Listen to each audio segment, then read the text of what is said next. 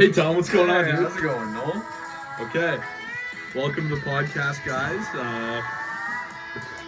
My name's Nolan. And I'm Thomas. We're both Con Ed students. Tom's come out today to help me out with my little education project. So yeah, let's hit it. Yeah, so I'm kind of, confused here. So what are we doing today, Noel? So yeah, Tom, you're just gonna be asking me some questions, and we're gonna be having a little conversation about my favorite ELL teaching strategies. These strategies are things I observed throughout my life as a student, but more specifically, what I observed working amongst ELL students during my time in our 3P97 course here. For this course, I don't think I told you I was kind of tasked with.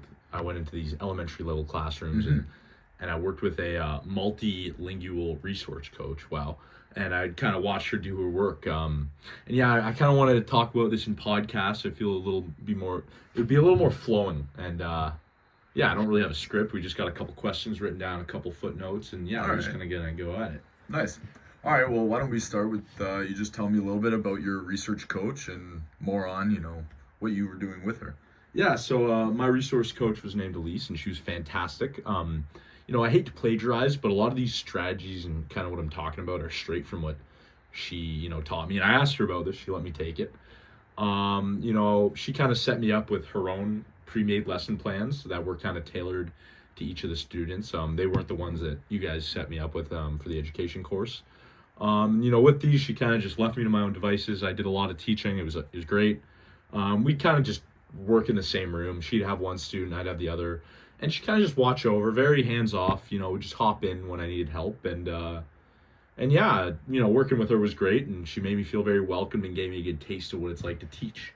Right on. So why don't you just tell me a little bit more about what the classroom environment was like when observing Elise? As I mentioned, Elise she was great. Her best thing was she was a very inviting and welcoming person. She wasn't too, stuck up with the material. She was really free flowing. And this is kind of why I think she's a really successful ELL, teacher. She just kept it going. She kept it chill. As young students, I can imagine kind of, how tough it would be to be pulled away in front of all your peers and spend an hour a day. It'd feel pretty alienating, eh? Mm-hmm. But with Elise, I felt that like her students, when they were coming out of these classes, they were genuinely excited to, leave their normal classes and, work one-on-one or two-on-one with her. And, that just goes to show how, great of an educator she was. So, she just created this really opening environment. Nice. Okay, so what about the actual students? Branching out of Elise. Yeah, I had I had a third grader and a fifth grader, Tomas and Abby. Great kids. Both had an intermediate step level, I'd say. Great conversators. They just were kind of working on, refining their English skills, pronunciation, vocab, things like that. But great kids, very attentive. They had their own little quirks, but, it was great to work with them. Nice. All right, so why don't we get into the meat and potatoes of the assignment and start talking about some of these strategies that you observed. Yeah, okay. I'll start with my first one. This kind of goes with what I was talking about earlier and, with this great environment, the casual and opening environment. I'd call this one lesson gamification. Okay. Before getting into the strategy, I forgot to note that, I think I did, that all the lessons were preset Elise lessons. Yeah, so you did briefly mention that. These games were, a big part of her pedagogy, I would say, and they were kind of designed around the students. Anyway, sorry. For lesson gamification, I observed, Elise would with every session, she would end with a game. And, these weren't, just soccer, but they were fine-tuned games around the material. They were relevant to what we were learning about, Nice. So what were some of the games that you guys played? So we kept it pretty flowing. Like, I think in week 2 and 3, we played the same one, but, they were always different. A lot of board games. Like, there was one called Sequence where it was kind of like Yeah, for sure. Yeah, it was like a variation of tic-tac-toe. A lot of, like, visual picture games, matching and stuff like that. One important thing to note about these games is that I'd actually play with the kids. Elise would hop into, sometimes we'd 2-on-2. Okay. Putting the students together was actually great because they like to argue a lot, but when they were together, they were great. So Working with the students kind of, broke that barrier, that teacher-student barrier, and kept it fun. And, yeah. Sweet. So yeah, I've also done some placements. I like throwing in some games or some movement, like a little Just Dance break or Just Dance video always works quite well. So why don't we get into 2 questions we got for each strategy? So you have Yeah, one. these were the ones. These yeah. were like the preset ones for the assignment. Yeah. Okay, nice. Yeah, so you have this down. Why was this strategy or best practice effective or not effective for both the facilitator and participant? Okay, for me, the facilitator, having that little game on the end was really beneficial for like the whole kind of general planning. One thing I remember doing, and it's kind of a low blow, but whenever my students would kind of get off track and distracted by something, I'd kind of remind them of the game on the end. I was never evil and would say, we're not going to play the game if you guys are being bad or something. I'd use it as a reminder that, if we get this lesson done efficiently, but, well done, we'd have more time to play the game. And, this worked out a lot. And, my students, they'd sometimes distract me to get out of work, or one of my others, Abby, was very unmotivated to do things at the end of the day. So kind of, reminding them that the game was available was, it was a good strategy, and kind of getting them to do their work because they really like the games. And, they responded really well to the games, right? We talked a lot about, Crash and his effective filter theory and all about that. And I really saw that in practice with these games. The students, I felt like they felt less forced. They didn't feel, like they were being watched or marked. They were kind of just open. They were more expressive in this gamified environment. So yeah, it was definitely effective in, meeting my goals. Yeah. Nice. So now the next question you got for me here is, how might this strategy be used or adapted for use in a K-12 classroom, or for adult learners? Games are a universal thing. Everybody plays games, and they can be adapted for anyone, from a kindergartner to a senior citizen. We're humans. We love competition. We love games. For adaptation, it really just comes down to the style of the game, and tuning it to, that specific age level. From what I saw from these younger learners is that they're more fit for like, simple visual games. I talked about like tic-tac-toe style stuff. The main consideration I kind of noticed is that these learners, operate better in games that are kind of built around games they already know. Learning a new language is difficult, and, learning the rules of a new game is, just an added layer of difficulty. So kind of modeling it around, widespread games like tic-tac-toe, or, we did a Guess Who style game, that kind of helped. Another consideration, we only really did this once, is that the young learners really like the movement breaks and such. You mentioned Just Dance, Tom. It's something you did. We didn't do. We played a little soccer game, and I can't really think of any ELL based like centered movement activities, but you get the idea. Like it's good for the kids. But with adults, though, designing these games, it can be a little more complex. Perhaps there could be some sort of debate or role play scenario for like an everyday activity.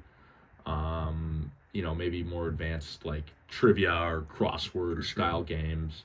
Just making it kind of mature and not too embarrassing for the adults to play, something age appropriate. Actually that makes me, I do Duolingo, Tom. Of course. For like 2 years now, and they do games, so you kind of see in action. There's like little games where you like shop at a store or anything. So I don't know. Everybody loves a good game, is what I'm trying to say. All right. Well, I guess you kind of cleared up the gamification strategy. So what's next? My next strategy I picked is flexibility and adaptability.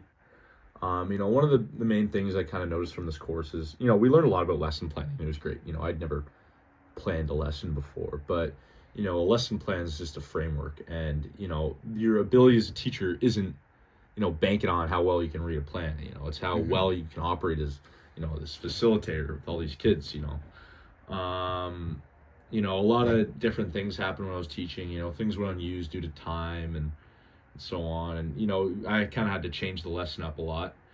We touched on this a couple times in the course. I wrote down this with the intercultural communication checklist for lesson planning, I remember the prof was talking about how, being flexible is the number one thing, and you got to be able to change it as long as it won't compromise the lesson.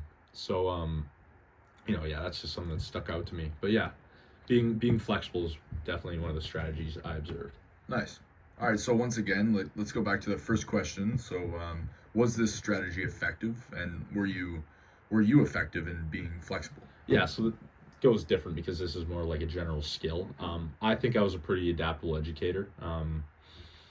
My two students were they were great conversators, as I mentioned. So lessons flowed more naturally, and there was a lot of I'd specifically leave room for these time for these conversations. My students loved to talk about random stuff, whatever was on their mind. Thomas, for example, I had my computer sometimes, and he'd show me things about his homeland. He actually, he knew I was a history student, and he was from Peru, and he had visited a site that I was interested in as a student. So so we kind of had like a cool conversation about that and the history. Abby also, she would tell me about her home life. She told me about her sisters. She was kind of comfortable around me to share that stuff, and she would ask me about like what it's like to be older and stuff. So, okay. I was kind of flexible in leaving space. We weren't just do this assignment. It was a really flowing environment. What I'm saying is, as long as, the kids weren't going on a tangent and there was actually good stuff to be found, I was flexible and I left room. It was good for the relationship building. I didn't want these kids to see me as this robot, I think my capacity to be flexible and adaptable, it was put on display when there was a time in week 3, Elise was away, actually, Tom. Okay. So I was kind of left alone. Like I told you, I was in the same room there, but yeah. I was just kind of I was left. And looking back, I think I executed that lesson pretty well. I had no support, no one guiding me, and I kind of just took what I knew and kind of threw in my own stuff, and I just went at it, and it was an effective lesson. So I think I learned a lot about being flexible and adapting what I had into something that worked. Sweet. Yeah, no, I totally agree with your point there. Being a teacher is far more than just reading a plan or a script. Yeah. Teachers need that extra edge to them. Real teacher doesn't just regurgitate the material he or she knows well. They do a lot more. They gotta get real and personal with it. Just read and play. Yeah. Anyways, so for your question that you got here, how might this strategy be used or adapted for use in K-12 classroom or for adult learners? This is a kind of weird one because flexibility and adaptability is more of a general ability than a practice or a strategy. One of the main considerations to have when dealing with being flexible with younger students versus adult learners, though, is that with the kids, you got to be more flexible and vigilant of their emotional needs. With the kids, I saw that the younger learners, that their behavior was a little more unpredictable. Like sometimes the kids could be having a bad day. Something could go in the schoolyard, and this isn't their fault. They're developing humans. We're all at that stage, but you just really have to be considerate that they're little humans too. They have their own things going on in their lives, and it's already hard for them to, and must be frustrating to have to learn this new language and new customs. So I guess it's more of a consideration that with younger learners you have to be more flexible around their their emotional needs, I guess, and behavior. Yeah. All right, so let's do this last one then. Yeah. Last strategy. Okay. This is kind of a weird one. My MRC kind of used it, and I saw this in high school, and I would call this either like bringing in an artifact or visual aids. Okay, we can call this visual aids. And I know we're kind of actually doing this for our presentation, but it's something that's really important to me as a teacher. And it benefits ELL. So I saw that kind of bringing in physical items and pictures really enhanced the lesson, and it made it more real. This is kind of like the strategy of multimodal learning, but sometimes you can even bring in a more personalized item. For example, Elise, she was a world traveler, and she actually helped me plan a trip for myself. Anyway, and we were learning about, I forget, it was like we were talking about South American geography in one of the things, like for a reading exercise, and she was actually showing Tomas pictures of a place she had gone in, like Venezuela or something. So yeah, I kind of just saw that enhance the lesson. There's other times I've seen vision visual aids and artifacts be like when I was in high school. I remember one of my teachers brought a costume in of a Roman toga, and it really made the lesson memorable, and it stuck out to me. So I don't know, this one's kind of all over the place, but ELLs are visual learners, Tom. I know you don't have as much experience, but we did there's a lot of pictures in this class, a lot of that. So I think bringing in the visuals helps. Right on. So maybe explain a little bit more on how this was so effective. I think there were two occasions when I kind of had these artifacts. The first one, it was a digital artifact, but I came in with like a all about me slideshow. It's pretty cringeworthy looking back at it, but you saw it. You took some of the pictures of me. It was like pictures of my family, me playing guitar, my cat, and those artifacts kind of helped to bridge the gap and show these students I wasn't some scary big random guy.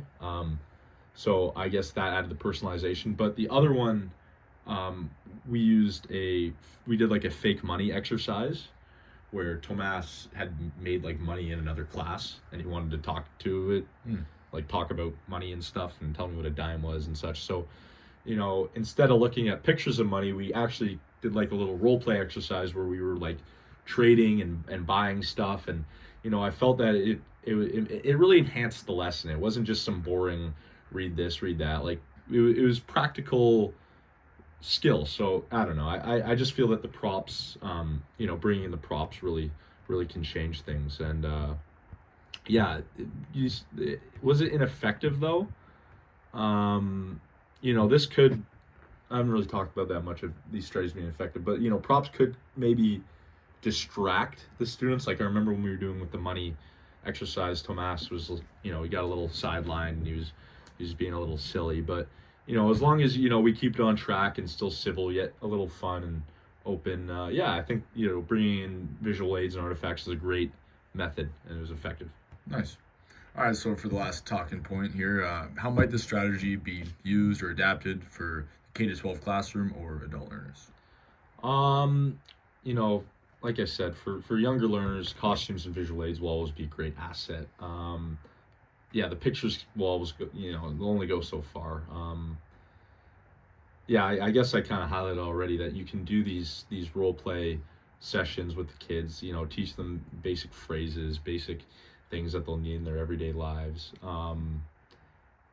Let me think. You can do money, we can maybe, set up like a story even, I don't know, something like that. But bringing in physical items for the lesson or to enhance the lesson, like a costume would just, make it more interactive. But I kind of went over all these. But, for adults, I guess this is more around making it a mature process. Like, I don't think the bunch of adults will like a guy jumping around a toga. Maybe perhaps you could bring in like an old map of, the area.